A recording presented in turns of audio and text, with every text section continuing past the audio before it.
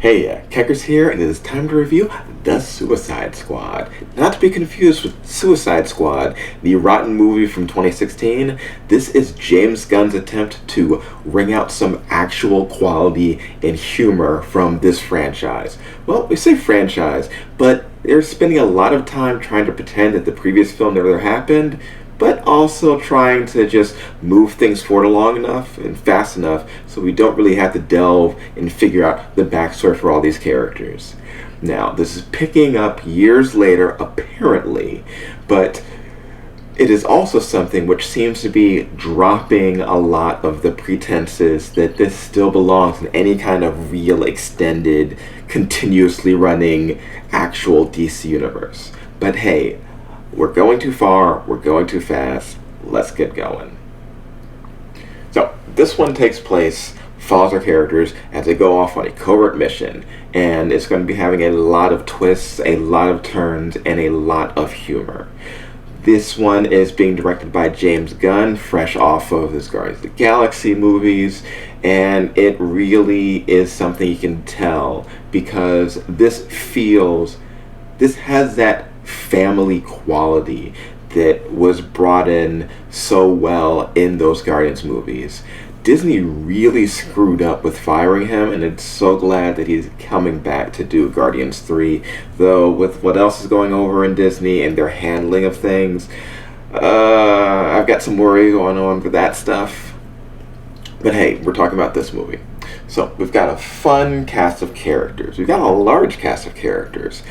And different from the previous movie, they do a better job of not letting you know who's going to live, who's going to die. Though, as the movie goes on and as the numbers dwindle, the movie starts off with a pool on who's going to live and die, and I suggest you, with your friends, attempt to do that yourself. It's a fun thing to do, especially if you get invested with the characters. Viola Davis, Margot Robbie, Jai Courtney, and Joel Kinnaman reprised their role from the previous movie, along with Idris Elba, John Cena, and some really fun others who are coming in as the new characters. The whole cast really shines, though. I'm not really spotting any weak links in this. Everybody's funny, everybody's fun.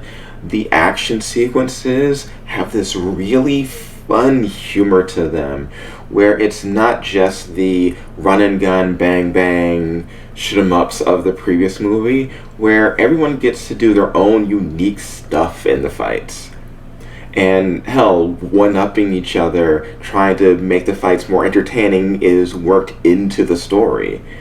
So they're going on a mission, they're doing their bumbling selves because these people are stupid. They're competent, they're good at fighting, but dear God, they are idiots when it comes to accomplishing missions, and that is glorious to see them bumbling their way through this nonsense.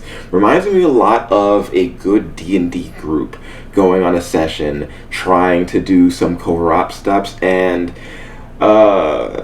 let's just say stealth is never an option, just like it is for me many, many times. The film has a lot of fun following the different perspectives of different characters, jumping back and forth between various scenes and various time periods, but it does a good job of keeping track of where everybody is, so you're never really lost when it comes to following the story.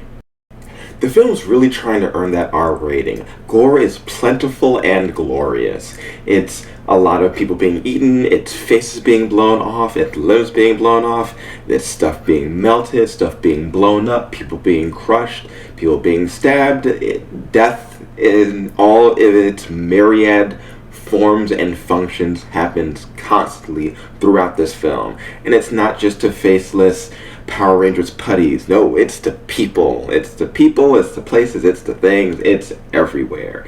It's gory, it's glorious.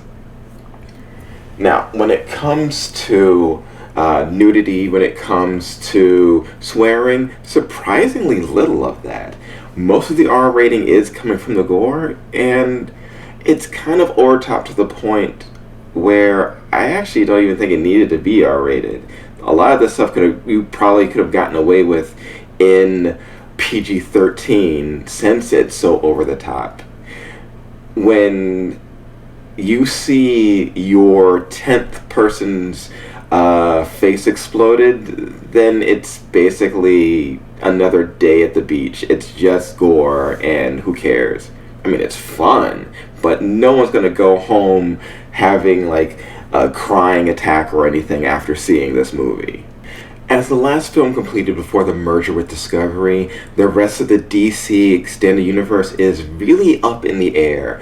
Whether or not this will continue with something else, whether or not any of the DC movies are going to be connected at all. I mean, stuff's getting made, but as far as a cohesive, coherent, connected universe, I really think those days are over. And I'm actually okay and for that if we can get more fun stuff like this. This doesn't have to connect to Justice League. This doesn't have to connect to Joker or Batman or anything. This is Suicide Squad. This is fun. Bring me more of this. Anyway, this is Keckers. Just saw the movie. Just put out my thoughts. You should see it. It's on HBO Max if you don't want to drag yourself out to the theaters. If you can, if you're comfortable with that, go ahead and see it. It's worth the price of the ticket. Well, I'll see you next time. Hope you have a blast with whatever you do, and stay safe. Stay funky.